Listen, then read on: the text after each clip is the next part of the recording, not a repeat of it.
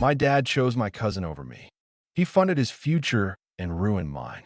But karma left him drowning in regret as I built my own life that I never imagined I'd be sharing this story, but here I am.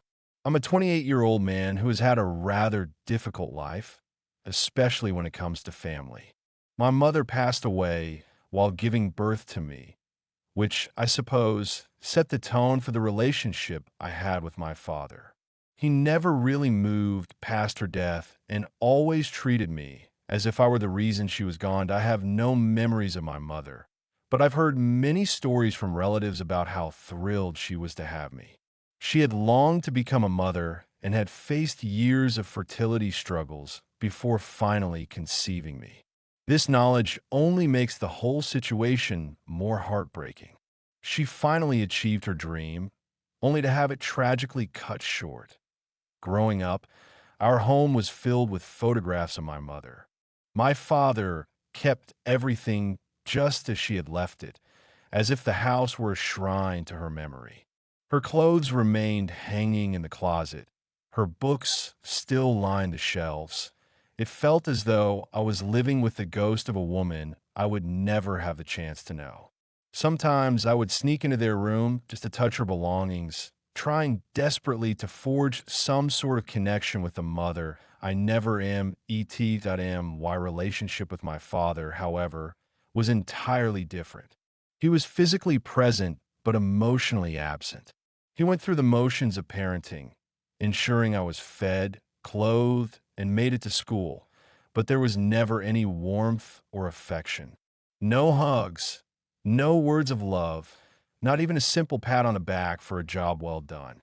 I always felt like an outsider in my own home. Most days, my father barely even looked at me. When he did speak, it was usually to criticize me or compare me to my cousin. Jake's father, my uncle, died in a car accident when Jake was 7.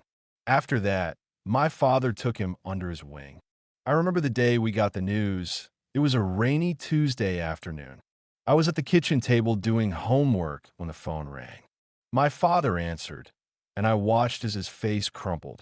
It was the first and only time I saw him cry. Jake started spending more time at our house after that. At first, I was excited. I thought having another kid around might make things better. But it didn't take long to realize Jake's presence only made my relationship with my father worse. Suddenly, everything was about Jake. "Why can't you be more like Jake?"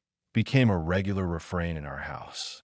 Jake was the son he had always wanted, and I was just there. Jake was sporty, friendly, and charming. Everything I wasn't.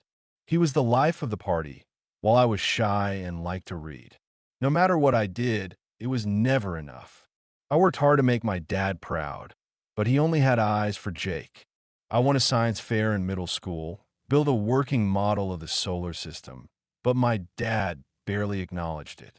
Meanwhile, Jake would get praise for scoring a single goal in a soccer game. It hurt, but I kept trying that. In high school, I excelled academically, but my dad downplayed my achievements. "Jake's got more important things to think about than just grades," he'd say. When my English teacher raved about my essay and suggested I pursue writing, my dad just grunted and asked if it would give me a scholarship for sports.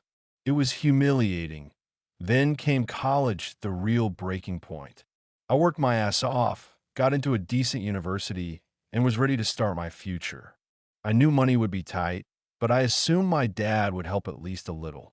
I was wrong. One day, I overheard my dad on the phone with Jake, telling him he'd pay for his entire college tuition. My heart sank. When I asked if he could help me too, he barely looked up. "Jake needs it more. I can't afford to pay for both of you." And just like that, my dreams disappeared. I tried to make it work, working nights and weekends, applying for every scholarship I could find. But it wasn't enough. The stress was unbearable. After one semester, I had no choice but to drop out. Meanwhile, Jake was living it up at a prestigious university, fully funded by my dad. He posted pictures of his dorm, his spring break trips, the new laptop my dad bought him. Every post felt like a knife to the gut. That was the moment I decided to leave. I packed my things, cut all ties with my dad and Jake, and started over. The past few years have been tough, but I've built a life for myself. I've done whatever work I could find, waiting tables, construction, gas stations. It's been hard, especially seeing Jake's posts about his perfect life. But I'm proud of what I've accomplished on my own. Now, I work as a manager at a local bookstore. It's not glamorous, but I love being surrounded by books.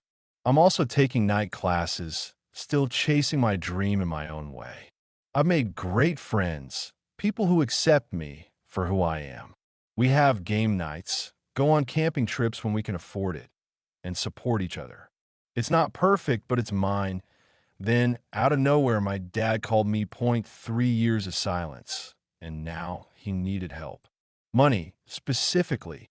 At first, I was too shocked to respond. The man who never gave me a dime for college was now asking for financial support. The irony was almost laughable that I asked why Jake wasn't helping. My dad hesitated, then mumbled something about Jake being busy and not having the means. I couldn't help but laugh. After years of being told how much better Jake was, I was supposed to step up now. I made it clear I wasn't interested. He started talking about regrets and wanted to make things right, but I cut him off. Too little, too late. I'd spent my entire childhood chasing his approval. I wasn't going to start now. After hanging up, I felt a mix of emotions. A small part of me felt guilty. He was still my father.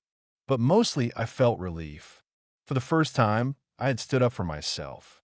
I didn't need his approval anymore. That a few days later, I started wondering, what had happened? Why couldn't Jake help? My curiosity got the better of me, so I reached out to a few family friends. Slowly, I pieced together the story. Turns out, my dad had done more than just pay for Jake's college.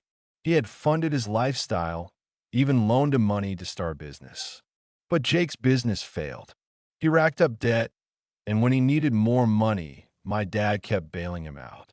Eventually, my dad drained his own savings, even took out loans, believing Jake would turn things around. But Jake didn't. Now, my dad was broke, and Jake, his golden child, was nowhere to be found. Karma had finally caught up with him. Hearing this, I felt a strange sense of closure. My father had spent years favoring Jake over me, sacrificing everything for him. And in the end, Jake left him high and dry.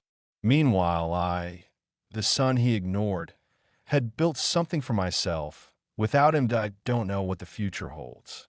Maybe one day, I'll find it in me to forgive him.